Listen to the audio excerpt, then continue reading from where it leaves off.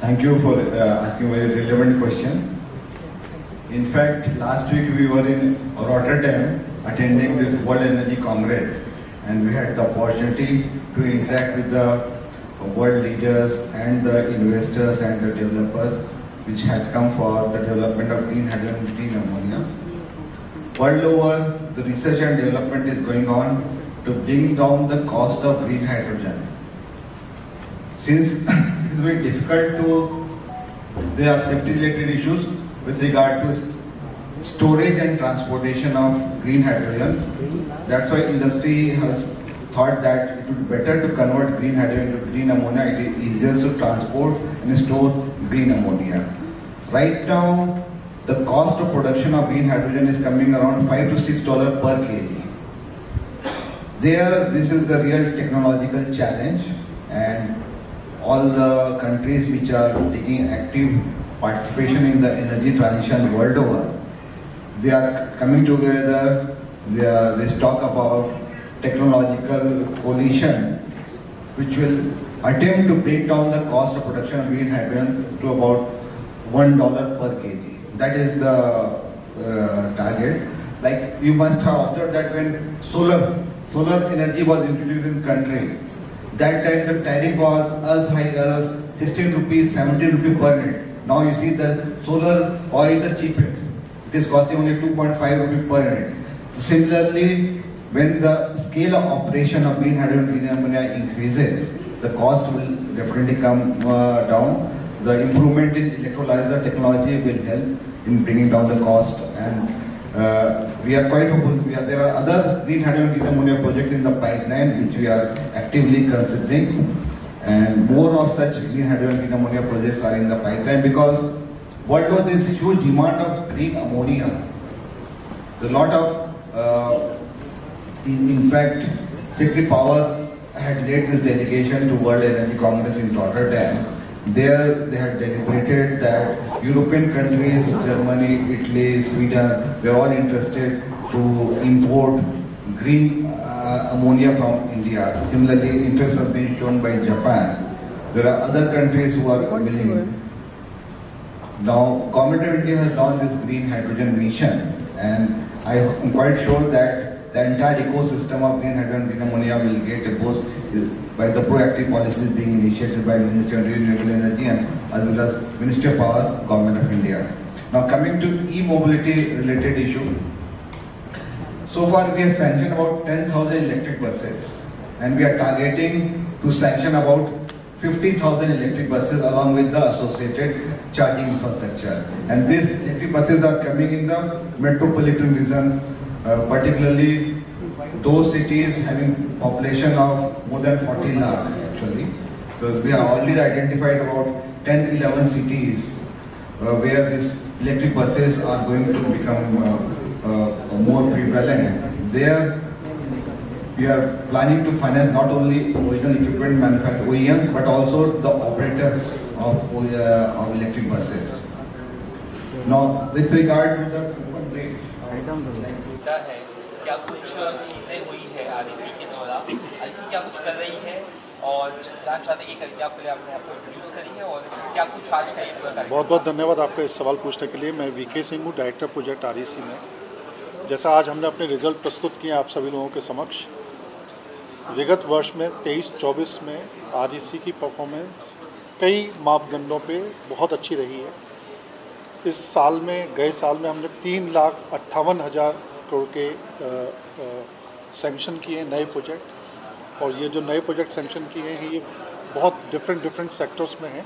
ये जनरेशन में है, ट्रांसमिशन में है, डिस्ट्रीब्यूशन में है, रिन्यूएबल में है, इंफ्रास्ट्रक्चर्स में है, ई मोबिलिटी में है, रिन्यूएबल की डिफरेंट टेक्नोलॉजीज़ हैं, पावर पम्प स्टोरेज प्रोजेक्ट्स उनमें हैं।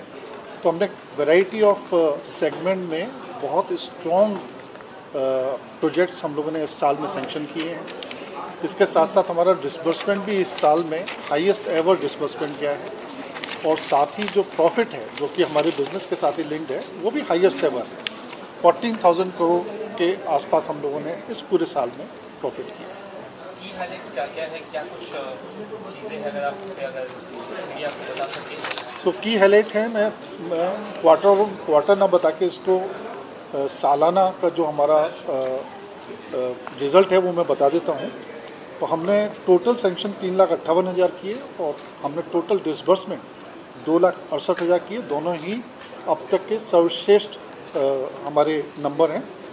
रिन्यूएबल सेक्टर में हमने 1,36,000 करोड़ से ज़्यादा के प्रोजेक्ट हमने सेंक्शन किए, जबकि हमने इससे पिछले साल में मात्र 21,000 करोड़ के किए थे। तो जो हम कह रहे हैं कि हम रिन्यूएबल एनर्जी को आगे बढ़ाएंगे और अपना पोर्टफोलियो में रिन्यूएबल एनर्जी को और फर्दर सेंक्शन और फर्दर डिस्बर्स करेंगे, तो वो हम कर भी रहे हैं। इसके अलावा हमने सोलर में करीब 20,956 करोड़ के हमने प्रोजेक्ट सेंक्शन किए। मॉड्यूल मैन्युफैक्चरिंग के 51,000 करोड़ के। लार्ज हाइड्रो वो हमने करीब 32,000 से ज़्यादा करोड़ के प्रोजेक्ट हमने सेंक्शन किए हैं। पम्प्ड स्टोरेज जो कि एक नई टेक्नोलॉजी और अभी पिछले 1-2 वर्षों से देखने को मिल रहा है, उसमें हमने करीब 28,000 करोड़ के नए प्रोजेक्ट सेंक्शन किए हैं। ग्रीन हाइड्रोजन जो एक नई टेक्नोलॉजी है, उसको भी हम लोगों ने अभी पिछले 1 साल से सेंक्शन करना शुरू किया है। वो टेक्नोलॉजी पूरे देश के लिए नई टेक्नोलॉजी है। उसमें हमने करीब 8,000 करोड़ के 2 बड़े प्रोजेक्ट हम लोगों ने सेंक्शन किए हैं। ई मोबिलिटी में 7,200 crore. Wind turbine manufacturing again 3,200 crore close to.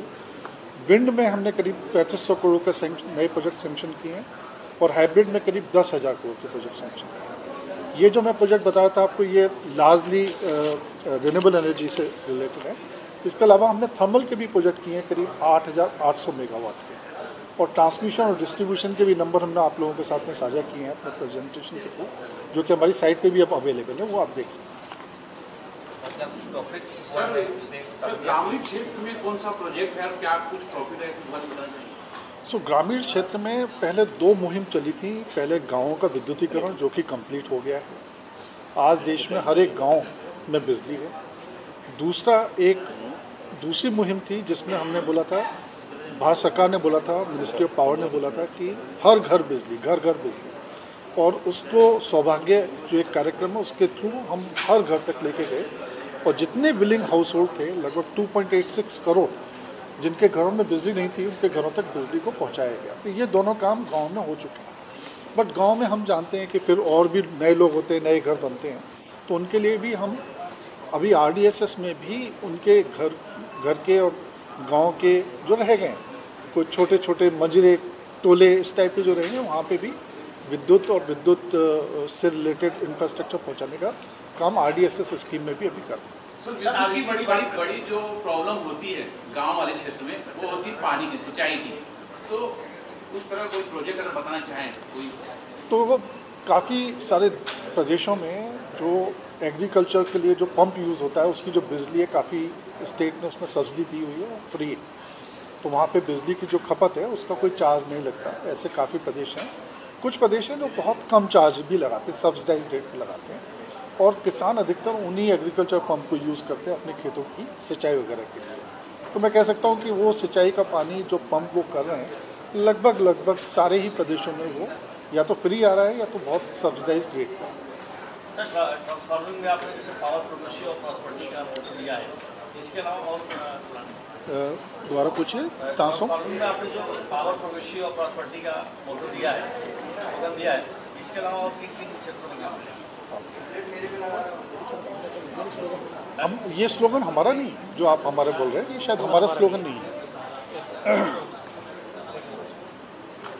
इसके अलावा इलेक्ट्रिसिटी के बारे में हम चाहते हैं कुछ अगर आप विस्तार से बता सें, किस तरह से आप की तरफ से क्या कुछ चेंजेस आए हैं, स्पेशली गाँव वगैरह में जहाँ पर इलेक्ट्रिसिटी अभी भी कई गाँव ऐसे ध्यान रखें। देखिए, देश में अब बिजली की जो व्यवस्था है काफ़ी मजबूत है। हम देख रहे हैं कि अभी आप जहाँ भी रहते होंगे वहाँ पे आपने खुद देखा होगा कि बिजली की अवेलेबिलिटी काफ़ी है।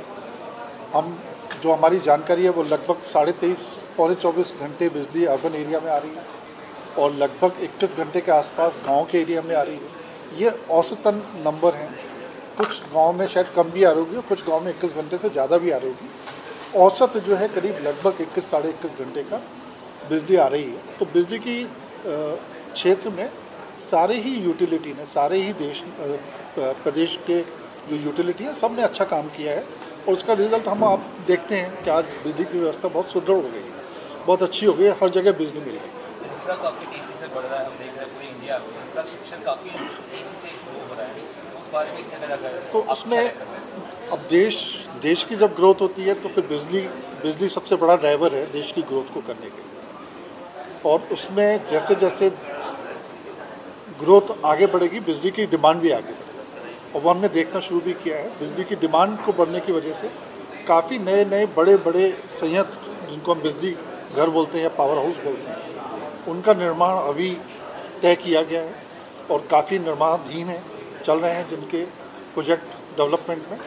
और ये आने वाले 2030 तक का हम लोगों ने एक प्लान बनाया हुआ, भारत सरकार ने एक प्लान बनाया हुआ है कि 2030 तक हमारी बिजली की व्यवस्था कैसी होनी चाहिए और उसमें क्या क्या टेक्नोलॉजी आनी चाहिए। तो उस सबका एक डिटेल में प्लान है जो कि करेंटली अंडर इम्प्लीमेंटेशन। अब हमारे CMD लगभग फ्री हो गए, तो अब CMD के साथ भी करें। सर सोलर लाइट और उन्हें आपके सवाल खत्म हो जाए। सोलर लाइट और जब वो मिले अभी भी काफ़ी जगह है ऐसा कि सोलर लाइट उससे वंचित है। बताइए। Solar is emerging. Government of India has set a target under the nationally determined contribution CMD का वो 2 मिनट का 500 gigawatts CMD कौन से for बोल renewable energy alone. We need to achieve by 2030. So our lending operations, we are aligning according to the strategy of the Government of India. Last year, under the renewable energy alone, 1,36,000 crores we have sanctioned. So we are